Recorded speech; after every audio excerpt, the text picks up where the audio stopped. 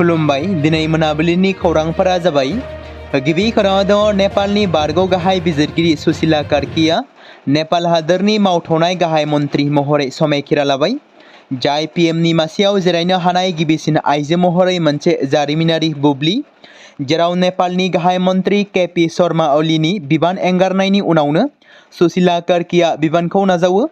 मख'नो गोनां बाथ्रा दि ससियेल मिडिया प्लेटफर्म बेन खालामनायनि हेंथायै गोबां जेन जेट सोमावसारगिरिफ्रा गोख्रोङै सोमावसारनायनि उनाव हादोराव गोबां दावराव दावसि आरो हादोरा सोरखार खुंथायनि गोजान जानानै थांदोंमोन आरो गाहाय मन्थ्रिया गावनि बिबानखौ एंगारनानै गुबुन जायगायाव खारलांनो गोनां जादोंमोन। बे बिथिंखौ नोजोर बोनानै नेपालनि गाहाय बिजिरगिरि सुशीला कार्कीखौ हादोरनि गाहाय मन्थ्रि बिबानखौ होथ'दों। बेनिनो समायखिरा लानाया थांनाय सानखालि जालाङो। नैथि खौराङाव दङ एलिना राइडार्स मुङै मिथिजानाय लाइमोन एलिना लिम्बुआ सिक्किमनिफ्राय कन्याकुमारीसिम 4000 किल'मिटार बाइकजों दावबायनानै 15 साननि गेजेराव फोजोबनो हानानै गोग्गानाय लाबोदों। मिथिनो मोननाय बायदिब्ला एलिना लिम्बुआ गोबां मटर ब्लगारबो बिथाङा लोगो दं। बिथांजों लोगोसे भारत आरो नेपालनिफ्राय फैनाय दावबायारिफोरनि हान्जाबो दं जेराव एलिना लिम्बुजों लोगोसे गोबां राइडारफोरा भारतनि बायदि रोखोमनि नुथाय आरो हारिमुफोरनि गेजेरजों हान्जाखौ लामा दिन्थिनायजों लोगोसे गुबुन गुबुन ओनसोल आरो बोथोरनि थासारिफोरखौ दावबायनायनि गेजेरजों हगार हरदोंमोन एबा बिथाङा बारहोहरदोंमोन। गाहाय मन्थ्रि नरेन्द्र मोदीआ दिनै मोनसे गोथार हाबाफारियाव मिज'रामाव बाहागो लानानै गिबि रेल लाइनखौ बेखेवनानै होबाय। हादोरनि गेजेरावनो बयनिख्रुइबो गोजौसिन बे रेल लाइनखौ बेखेवनानै होनायाव बाहागो लानानै गाहाय मन्थ्रि बिथाङा बुंदों दि बेयो मिज'रामनि सुबुंफोरनि थाखाय गोजोननायनि बुब्लि। आं बे गोथार फालिथायाव बयनिबो मान आरो हामलायथि बावहरो।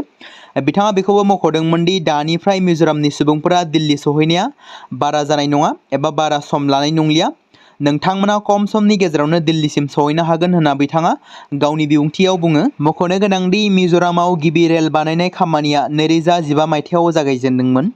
मिरु सोरखारा बे बिथांखिनि थाखाय 8,070 कौटि रां खरसा खालामदोंमोन। रायजो राजाफ्रा बिजेपि दोलोनि खामानि मावनायखौ मोजां मोनाखै। बे बाथ्राखौ बुंदों प्रदीप नार्जारिया।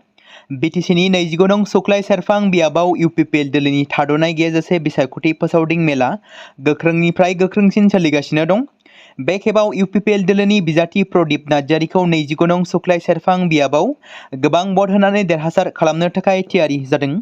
मख'नो गोनांदि बिटिआरनि सीएम प्रमद बर'नि सोरखार सालायनायखौ मोजां मोननानै फिन बिटिआरआव इउपिपिएल दोलोनि साफ्रोमबो बिजाथिफोरखौ देरहासार खालामनानै बिटिआरआव सोरखार खालामफिननो थाखाय रायजो राजाया साखाफारा। थिग बेबायदिनो 29 नं सुख्लाय सेरफां बियाबावबो इउपिपिएल दोलोनि बिजाथि प्रदीप नार्जारिखौ देरहासार खालामगोना रोखा। रायजो राजाफ्रा बिजेपि दोलोनि खामानि मावनायखौ मोजां मोनाखै, बेनिखायनो दायो इउपिपिएल दोलोआव लोब लोब फैगासिनो दं होनना बेबादि बाथ्रा बुंदों बिजाथि प्रदीप नार्जारिया। सेसापारनि आरो बगाजुलियाव आसाम बिधान सभानि बुंथिगिरि बिश्वजित दैमारिया बिसायख'थि फोसावदिं मेलाव बाहागो लादों। थांनाय हरनि समाव आसाम आयेन आफादनि बुंथिगिरि बिश्वजित दैमारिखौ 26 नं दारांगाजुलि बिटिसि बियाबनि गेजेराव थानाय बाथौगुरि आरो सेसापानियाव बिसायख'थि फोसावदिं मेल खालामनायखौ नुनो मोन्दों। बिजेपि दोलोआ बिटिआरनि बिसायख'थियाव देरहायोब्ला जुदि हाइकामाना गावखौ बिटिआरनि सीएम सायख'योब्ला बेनि थाखाय थियारि होननाबो फोरमायो बिश्वजित दैमारिया। थारैनो बिटिसिआव बिजेपि सोरखार फैयोब्ला बिटिआरनि सीएम हिसाबै बिथां बिश्वजित दैमारिया जामारगोन नामा? नोंथांमोना कमेन्टनि गेजेरजों फोरमायहरनो हागोन। बिटिआरआव बिजेपिनि सोरखार फैयोब्ला 6 दाननि गेजेरावनो गासैबो हारिनो हानि पाट्टा होनाय, बायनाय आरो फाननाय बायदिखौ गोरलैनो खालामना होगोन होनना बुंथियो बिश्वजित दैमारिया। बेजों लोगोसेनो आसामनि गिबि मन्थ्रि डक्टर हिमन्त बिश्व शर्माया बिटिआरआव बिजेपि सोरखार फैयोब्ला बिसिडिसिखौ सिमफायगोन होनना बुंनाय बाथ्राखौ लानानै बाथ्रा बुंफिननायखौ नुनो मोन्दों। भारत नेपाल सिमानि साखाथियाव थानाय सनौलीनि साखाथियाव मोनसे दुखुनांथाव जाथाय जालाङो जेराव काठमान्डुनि गोथार पशुपतिनाथ मन्दिरनिफ्राय फैफिननाय समाव भारतारि दावबायारिफोरखौ लानानै थांनाय गंसे बासखौ सोमावसारगिरिफ्रा गाग्लोबदोंमोन। बे बासाव सा 49 भारतनि नोगोरारिफोर दंमोन। जाय जाथाया 9 सेप्तेम्बर खालि जादोंमोन जेराव बासाव अन्थाइ खुबैदोंमोन, खिरखि सिमफायदोंमोन आरो आइजोफोर लोगोसे बैसोगोरा सुबुंफोरजों लोगोसे गोबां दावबायारिफ्रा जोखोम जानो गोनां जादोंमोन। बास सालायग्रा रामु निसादा बे गिख्रंथाव मोन्दांथिखौ लानानै फोरमायनाय बायदिब्ला जों पशुपतिनाथआव थांखांनायनि उनाव फैफिनगासिनो दंमोन आरो बे समावनो मोनसे होंगो दोंगोआव हरखाब जोङो बासखौ लाखिफैनो गोनां जादोंमोन आरो बे लाखिफैनायावनो अन्थाइ खुबैनो हमो। बेयाव आइजोफोर लोगोसे बैसो जानाय दावबायारिफोरा गाखोदोंमोन, नाथाय सोमावसारगिरिफ्रा रावनिबो रैखाथिनि सायाव जेबो सानाखैमोन। जोखोम जानाय दावबायारिफोरखौ थाबैनो काठमान्डु देहा फाहामसालियाव लानानै थांनाय जादोंमोन आरो माखासे दावबायारिफोरखौ दिहुननानै नेपाल सोरखारनि हेफाजाबाव भारतारि राजथान्दै थाग्रा खुलिजों खुंजानाय स्पेशेल फ्लाइटजों भारत फारसे दैथायहरनाय जायो। बे गाग्लोबनायखौ लाइमोनफोरनि दैदेननायाव सोलिबाय थानाय सोमावसारनायजों सोमोन्दो थानाय नुनो मोन्दों। दुलाराय बर' फरायसा आफाद आरो बर' सुबुं जथाय आफाद थामहिनबा BPCCनि मोनसे जथाय हान्जाया थांनाय साननैसो सिगाङाव आसाम सेक्रेटारियेटआव आसामनि केबिनेट मन्त्रि डक्टर रुनुस पेगु बिथांजों लोगोसे BTRनि बायजोआव थानाय बर' बिजोंनि जेंना आरो BKWSनि इलेक्सनखौ थाबैनो खुंफुंनांगौनि थाखाय गुवारै सावरायनाया जालाङो। बे सावरायनायाव दुलाराय बर' फरायसा आफादनिफ्राय फारियै नेहाथारि बिरखां नार्जारि, लोगो बुंथिगिरि आकाश काक्लारि, सुबुं फोनांजाब नेहाथारि दिपज्योति कसारि, नितु बर' बिथांमोना बाहागो लादोंमोन। बर' सुबुं जथाय आफादनिफ्राय फारियै गाहाय लिंथुमगिरि शिवराम बसुमतारी, गाहाय लोगो गाहाय लिंथुमगिरि नीलेश्वर ब्रह्म, लिंथुमगिरि अमरित खाख्लारि, बलराम बर', धीराज खाख्लारि, असिन्त बसुमतारीजों लोगोसे गुबुन गुबुन जिल्ला एबसुनि आफादगिरि बिथांमोनाबो बाहागो लादोंमोन। भारतनि एयार फर्सआ मोनसे प्रप'जेलखौ हादोरनि रैखाथि बिफाननो दैथायहरबाय। खमैबो 2 लाख कौटि रांनि मावथांखिखौ सोरखारा ग्रीन सिगनेल होदों। मोनसे मख'जाथाव दि जारिमिनाव बयनिख्रुइबो देरसिन रैखाथि मावथांखि जागोन। मख'नो गोनांदि जुदि मावथांखिया मोजाङै जागायो अब्ला भारत आरो फ्रान्सआ जयै बिरखंफोरखौ बानायगोन।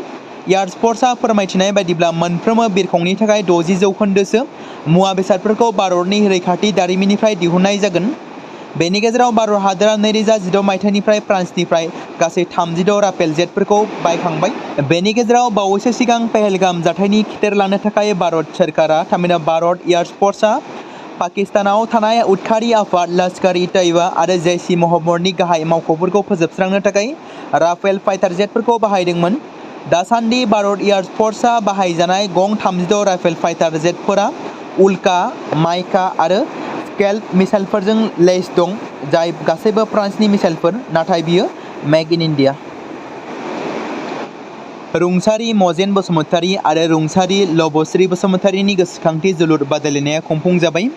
चिरां जिल्लानि बिजनी सिलबारि अनजालि क्लाबनि गेलेग्रा फोथाराव थांनाय 31 आगस्तनिफ्रायनो खुंजानाय जोलुर बादायलायनायनि फाइनाल एबा जोबथा जोलुर बादायलायनायाव गालापारा गेरेमसा आफादा बान्दोगुरि लाइमोन आफादखौ 2 गलनि फारागथियाव फेजेनना चेम्पियन जानो हायो।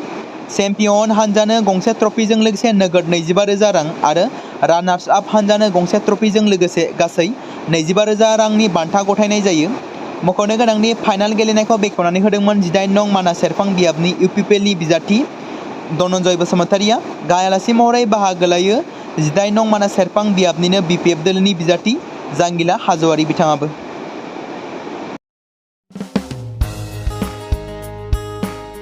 बे समाव मोनसे गोनां फोसावथाय बर' सावथुन नायनानै मोजां मोनग्रा गासै बर' रायजो राजाफोरनि गेजेराव लानानै फैदों मोनसे बर'नि OTT प्लेटफर्म गोनां, जाय प्लेटफर्मनि गेजेरजों नोंथांमोना बर'नि गोदान गोजाम सावथुनफोरखौ नुनो मोनगोन।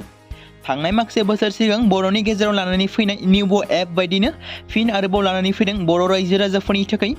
बे बाथ्राखौ मख'नाया गोनांदि 2025 मायथाइनि जानुवारि दानाव ओंखारनाय आंगो स्ट्रिम मुंनि मोनसे OTT प्लेटफर्म गोनां निउबो एपनि गेजेरजों नोंथांमोना गोबांथार बर'नि सावथुनफोर जेरै ट्रेजेडि, रमान्टिक, एक्सन आरो कमेडिजों बुंफबनाय सावथुनफोरखौ नुनो मोनगोन।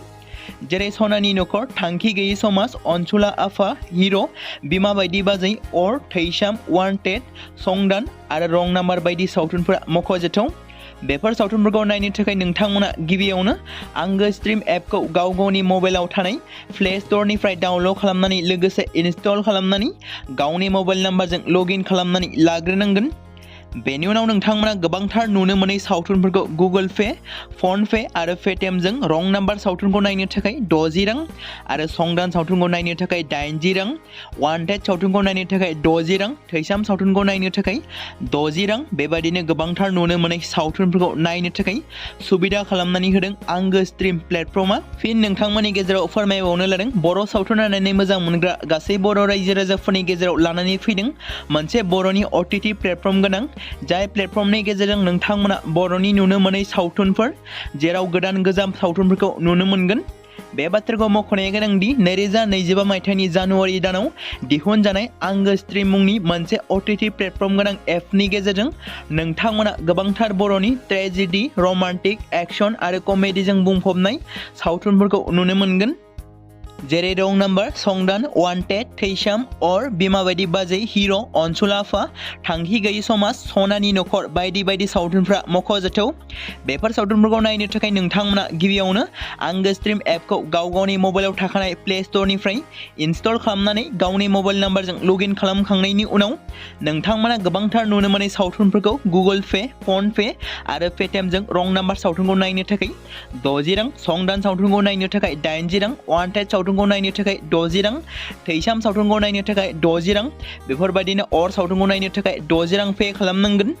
बेबायदिनो गोबांथार नुनो मोनै बर' सावथुनफोरखौ नायनो थाखाय सुबिदा खालामनानै होदों आंगो स्ट्रिम प्लेटफर्मा।